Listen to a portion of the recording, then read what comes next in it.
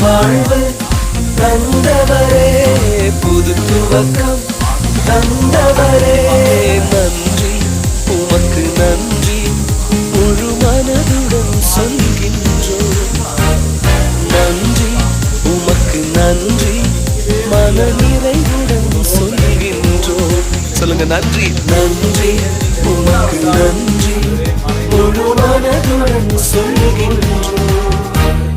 நன்றி உமக்கு நன்றி மன நிறைவுடன் சொல்கின்றோம்.